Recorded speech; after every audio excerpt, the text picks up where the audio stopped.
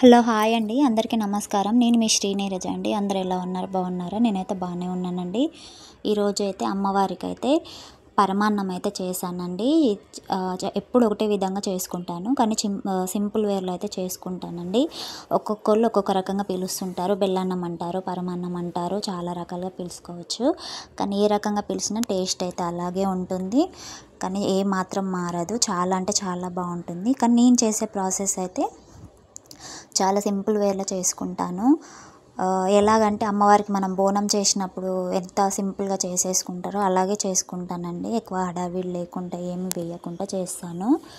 కానీ ఇలా చేసినా కూడా అది ఎంత అమృతం లాగా ఉంటుందండి. నేను ఎప్పుడు ఇలాగే చేస్తాను. ఇప్పుడు 5 ఇయర్స్ నుంచి మా ఫ్రెండ్స్ కూడా చాలా అంటే చాలా బాగా మెచ్చుకుంటారు. వాళ్ళు కూడా మీకు కూడా ఈరోజు ఈ వీడియో షేర్ చేస్తున్నాను. అందుకే నేనైతే ఒక గిన్నె తీసుకున్నాను. ఇప్పుడు చూపించిన గిన్నెతోటి ఒక కప్ అయితే బియ్యం అయితే తీసుకుంటున్నానండి. రేషన్ బియ్యం అయితే ఇంకా టేస్ట్ బాగుంటుంది, కానీ నేను సోనా మసూరి రైస్ అయితే నేను తీసుకుంటున్నాను. ఇదైతే ఒక 2 సార్లు అయితే శుభ్రంగా కడుక్కోవాలండి. ఒక కప్పుకు నిండుగా తీసుకుంటున్నాను బియ్యము. ఒక 2 సార్లు శుభ్రంగా చక్కగా మంచిగా కడుక్కోవాలండి. ఈరోజు అమ్మవారికి పూజ చేసుకుంటున్నాను, అందుకని ఈరోజు అమ్మవారికి నైవేద్యం అయితే చేస్తాను. అలాగే వీడియో కూడా షూట్ చేద్దాము, పెడదాము. ఎవరికైనా తెలియని వాళ్ళకు ఉంటే సింపుల్గా కూడా చేసేసుకుంటారని అయితే ఈ వీడియో అయితే నేను తీస్తున్నానండి. ఇప్పుడైతే 2 సార్లు శుభ్రంగా కడిగిన తర్వాత వాటర్ అయితే పోసుకొని అయితే మూత పెట్టి అయితే పక్కన పెట్టుకుంటున్నాను. మీకు ఒకవేళ టైం లేదనుకుంటే డైరెక్ట్ గ్యాస్ మీద పెట్టేయచ్చండి. నేనైతే ఒక 15 మినిట్స్ అయితే అట్లా పక్కకు రెస్ట్ ఇచ్చేసాను. ఇప్పుడైతే ఒక బెల్లం గడ్డ అయితే తీసుకుంటున్నాను. ఇంత బెల్లం మనకేం అవసరం లేదండి, మనం దీన్ని తురిమేసుకుందాము. కాకపోతే చాక్ బోర్డు మీద ఒకవేళ 2 దెబ్బలు దంచినా ఏం లేదు, లేకపోతే తురుముకున్నా పర్వాలేదు. ఒక కప్పు నిండుగా బియ్యం తీసుకున్నాను, అంతే నిండుగానే బెల్లం అయితే తీసుకుంటున్నానండి. స్వీట్ అయితే కరెక్ట్గా సరిపోతుంది. ఒకవేళ స్వీట్ తక్కువ తినే వాళ్ళైతే ఒక కప్పు బియ్యానికి 3/4 కప్పు బెల్లం తీసుకున్నట్లయితే మరీ ఎక్కువ కాదు తక్కువ కాదు, సమానంగా అయిపోతుంది. ఇప్పుడైతే ఒక గిన్నెలో అయితే ఈ బియ్యం అయితే వేసేసుకుంటున్నానండి. చక్కగా బొట్టు పెట్టి తమలపాకు అయితే కట్టానండి, అమ్మవారికి గుర్తుగా కాబట్టి. ఇప్పుడైతే ఒక కప్పు బియ్యానికి 4 కప్పుల నీళ్ళు అయితే పోసుకుంటున్నాను. ఇందాక నానపోసుకున్న బియ్యాన్ని అయితే వాటర్ పారపోసేసాను. ఇప్పుడైతే ఆ కప్పుతోటి 4 కప్పుల నీళ్ళు అయితే పోసుకున్నానండి. మీడియం ఫ్లేమ్లో పెట్టేసి స్టవ్ నుంచి మీడియం ఫ్లేమ్లో పెట్టేసి ఉడకనిస్తున్నాను. ఈ సమయంలో అయితే పాలు అయితే ఏం పోసుకోనండి, మామూలుగా అయితే అన్నం అయితే కొంచెం మెత్తగా ఉడికిస్తాను. కొద్దిసేపటికైతే ఇలా ఉడుకుతుంది. వీడియో చూస్తున్నారు కానీ లైక్ అయితే అస్సలు చేయట్లేదండి. ప్లీజ్ అండి లైక్ చేయండి. నా ఛానల్ ఎవరైనా కొత్తగా చూసిన వాళ్ళైతే ప్లీజ్ సబ్స్క్రైబ్ చేసుకోండి, సపోర్ట్ చేయండి. నేను లైవ్లు కూడా చేస్తుంటానండి. మీకు ఎవరికైనా ఇంట్రెస్ట్ ఉంటే ప్లీజ్ లైవ్ కూడా రండి, మాట్లాడుకుందాం. ఇప్పుడు అంటే అన్నం అయితే ఆల్మోస్ట్ 80% అయితే ఉడికిపోయిందండి. అందుకని అదే కప్పుతోటి ఒక 2 కప్పుల చిక్కటి పాలు అయితే పోసుకుంటున్నాను నేను.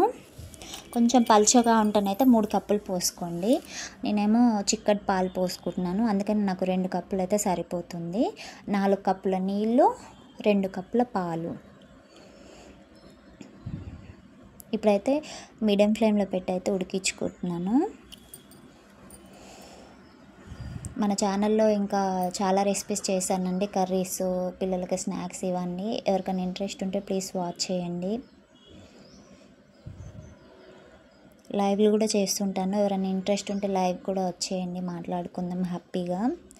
ఇప్పుడైతే అన్నం అయితే ఉడికిపోయిందండి. ఇప్పుడైతే నేను ఇందాక బెల్లం తురుము పెట్టుకున్న బెల్లాన్ని అయితే వేసేసుకుంటున్నాను.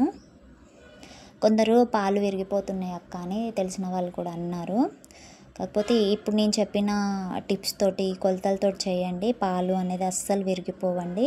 ఇంకొక విషయం ఏంటంటే ఇక్కడ కాచి చల్లార్చిన పాలుని మనం ఏం వాడనవసరం లేదండి, పచ్చిపాలే వాడుకోవచ్చు హ్యాపీగా.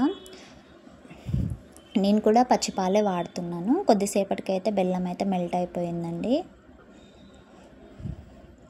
నేను ఇందులో నెయ్యి, జీడిపప్పు, బాదం పప్పు అని యాలకులు ఏవి వేయనండి. నా మనసు ఎందుకో కానీ నేను బాగా ఎల్లమ్మ తల్లికి పూజ చేసుకుంటాను. తన స్టోరీస్లలో తన చేసిన బోనం అయినా కూడా అమ్మవారు సింపుల్గా భక్తితోటి తన కడుపు మీద ఎండలో పడుకొని మరి తన సత్యంతో బోనాన్ని వండుతుంది. కాకపోతే అందులో వాళ్ళు చూపించిన దాంట్లలో అమ్మవారు ఎంత సింపుల్గా చేసినా కూడా అది ఆ బోనం అంత అద్భుతంగా అయిపోయింది. నా మనసుకు కూడా అంతే అండి. నేను చాలా సింపుల్ వేలో చేసుకుంటాను. కానీ నిజమేందో నాకు తెలియదండి. నేను ఎప్పుడు మా ఫ్రెండ్స్ని అందరికీ పిలిచి ఈ ప్రసాదం పెట్టినా కూడా అందరూ నన్ను ఏమంటారంటే, అసలు ఇందులో ఏం వేయవు కానీ అసలు ఎంత బాగుంటుందో తెలుసా, మరి ఇంకో కప్పు పెట్టేవా అని అడుగుతుంటారు మా ఫ్రెండ్స్. ఇది నిజంగా జరిగిందండి. ఇప్పుడైతే ఈ స్టేజ్లో నేను స్టవ్ అయితే ఆఫ్ చేసేసాను. మనకు మరీ టైట్గా ఉండదు, అలా అని మరీ లూజుగా ఉండదు. ఎవరికైనా మనం చేతిలో పెట్టినా కూడా చేతి అయితే ఆగుతుందన్నమాట. అంతే అండి. ఈ వీడియో మీకు నచ్చిందని అనుకుంటున్నాను. ఈ వీడియో కనుక మీకు నచ్చినట్లయితే లైక్ అండ్ షేర్, సబ్స్క్రైబ్ చేసుకోండి. బాయ్ మరి.